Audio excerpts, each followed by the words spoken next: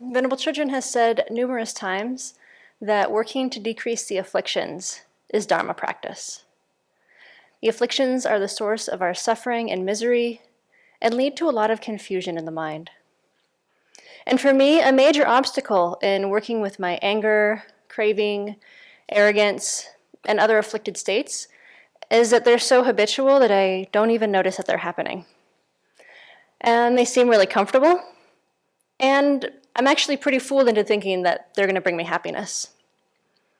So one of the benefits of living here is that I'm able to more clearly notice my mind, and I'm starting to see the frequency with which my mind is afflicted, and that these mental states actually do make me miserable. The afflictions take my mind away from my aspiration to benefit others, and they put all the attention on what I want, that I'm not getting it, and so what do I need to do to get what I want? My focus narrows towards my own happiness becoming the top priority. And I've been thinking lately and appreciating the positive impacts that result from working on my afflictions, both in keeping my own heart and mind open and balanced, supporting the harmony here in the community, and also contributing to peace in the world overall. I've been noticing that I still get pretty frustrated easily when things don't go as I expect them to go, and when changes arise quickly. And in the kitchen recently, a dish that someone was preparing didn't turn out as we had hoped. My frustration immediately kicked in, and I went into my habit of blaming. Were they not paying attention? Did they forget a key ingredient? We're gonna have to throw this out, and now we've wasted all these ingredients. I just can't have this person help me again. On and on. But really, it wasn't a big deal. Sure, things didn't go as planned, but it was fine, and the community ate the dish, and I think actually really enjoyed it. So reflecting on this, first, my reflection was, well, how else would I act? Something didn't go as I thought it was going to go. You know, someone else obviously messed up. Like, why am I not getting frustrated? Like, what's wrong with getting frustrated? This is normal. And then I went on to ask myself whether that frustration is helpful. Okay. No, that wasn't helpful. It really puts the focus on myself, that it was my expectations that weren't met, my fear of wasting ingredients, my fear of being blamed, my fear of a bad reputation. So my frustration prevented me from showing kindness and understanding towards the other person, and it prevented me from seeing that they really were doing their best. They also wanted a good outcome and for things to go as planned. They might also be bummed and want to feel satisfaction and happiness. So continuing with this line of examination, I asked myself whether my response of frustration or anger had ever been helpful. Like, could I think of an example where getting frustrated and irritated had actually made the situation better? So this was my penny drop moment. Oh, my anger has only served to cause separation and distance between myself and others. I could see this pretty clearly when looking back at a reflection that I had written in 2016 when I was in SAFE 1A. I wrote, the thoughts, views, attitudes, and assumptions that usually lie behind my anger are something along the lines of me being right and the other person being stupid, ignorant, uncaring, irresponsible, or just a jerk overall. So, examining my anger and frustration more closely today, I see that it's really this defense mechanism where I think it's like protecting me from feeling vulnerable. When I am afraid of blame or criticism or harsh words, when I am afraid of being wrong, this is when my anger comes up. And so I see it more as it's how I respond to receiving these worldly concerns that I don't want. The blame, bad reputation, all those ones. So bringing this into a larger context, there's a lot of things happening in the world that people are angry about. And I'm curious whether that anger actually is helping.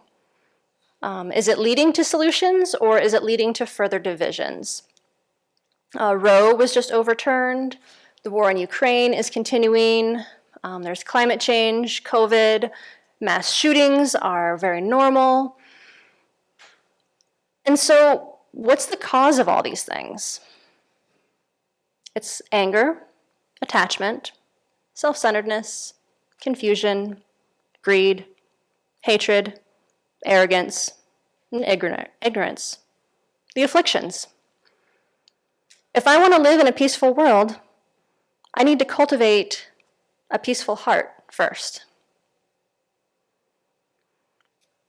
When I've been frustrated before, I've had the mindset that can say, well, at least I didn't say anything. But reflecting on that, I'm pretty sure my frustration and irritation oozes out. Other people can probably pick up on it in terms of my facial expressions, the intonation in my voice, and there's probably many other visual cues, even though I'm not really expressing directly the raging thoughts in my mind. So it's really nice that I get to spend time in the kitchen, because that really is a hot spot for the afflictions to arise.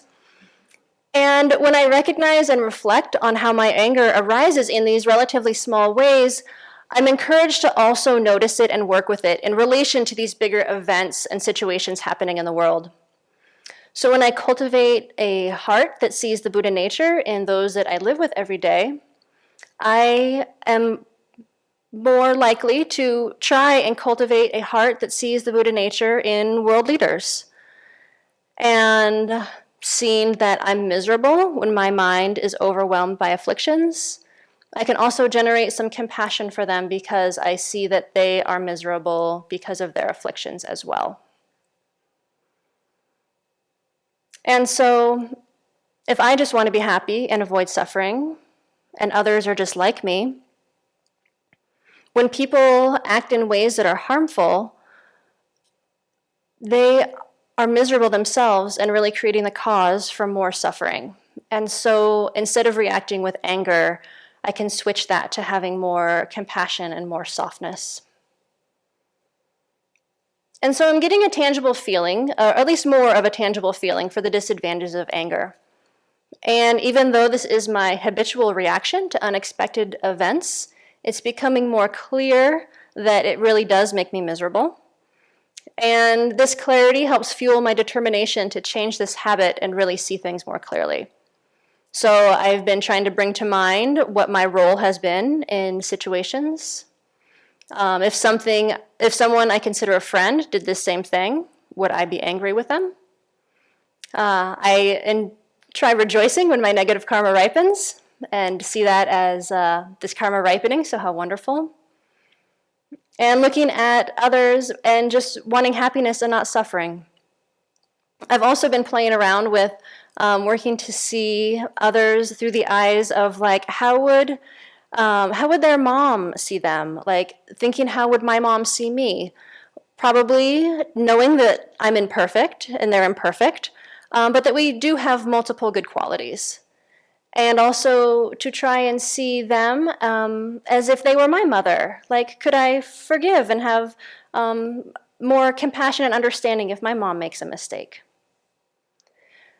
I've been talking to a couple people recently, one who is visiting here and one who's a friend of mine, and they both expressed this feeling of helplessness in relationship to global events, that they want to do something, but they know that they can't stop the war, they can't stop climate change, COVID, and they're just really limited in their impact they're feeling. And this has led to a lot of internal anger, just kind of this resistance against the reality of the situation. And although we can't necessarily stop these atrocities and horrible things that are going on, what we can do is work with our afflictions. We could work to subdue our anger and attachment and ignorance, which are the causes for all the suffering and misery in the world. So for me, this is really powerful and empowering. By working with my anger, I am growing my compassion and contributing to harmony within myself and also within the community, and also contributing to world peace overall. By working with my afflictions now, I'm creating habits that will continue to support me to be able to do this work into multiple lives in the future. And instead, if I am to feed my anger and continue indulging in thoughts that I'm right and others are wrong, what causes are those creating? And if I am in a position of power in this life or a future life, do I want to lead with a heart of compassion or a heart of anger? So as a practitioner, my work is to honestly examine my mind and discern when it is afflicted and apply the appropriate antidotes. And it's really wonderful to be here because Sravasti Abbey is a supportive environment that really helps me to do this.